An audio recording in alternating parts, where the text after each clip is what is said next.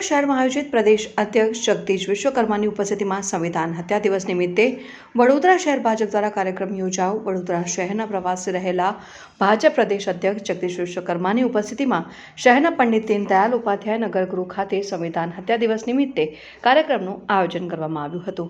કાર્યક્રમ દરમિયાન મહાનુભાવોની ઉપસ્થિતિમાં ખાસ પ્રદર્શનીનું રિબન કાપીને ઉદ્ઘાટન કરવામાં આવ્યું। આ પ્રસંગે દેશના લોકશાહી મૂલ્યો, બંધારણની મહત્તા અને ઇમરજન્સી સમયગાળાના સંદર્ભોને યાદ કરવામાં આવ્યા હતા।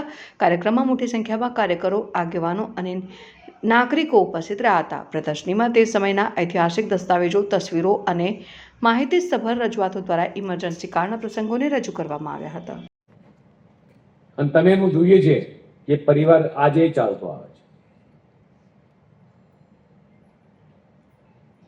દરેક તબક્કે આ પરિવારે બંધારણને સતત પડકાર્યો છે। બંધારણને નુકસાન કર્યું, સાથે સાથે દેશને નુકસાન કર્યું, દેશની લોકશાહીને નુકસાન કર્યું, આ દેશની જનતાને નુકસાન કર્યું, આપણે આખી સિસ્ટમને નુકસાન કર્યું। તો શું આનો જવાબ એ ક્યારેય આ દેશની જનતા નહીં માંગે? અન્ય રાજ્યોમાં તમે જાઓ ત્યારે તમને ખ્યાલ આવે પરિસ્થિતિનો।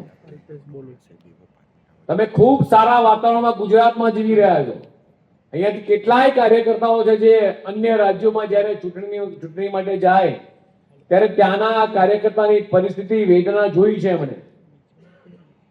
તમે આ ગળામાં જે ખેસ પહેરો છે, ખેસ પહેરીને ફરી ના શકો એ પરિસ્થિતિ મિત્રો એ દેશના ઘણા રાજ્યોની છે। એ માત્ર પાપ હોય તો કોંગ્રેસનું પાપ છે।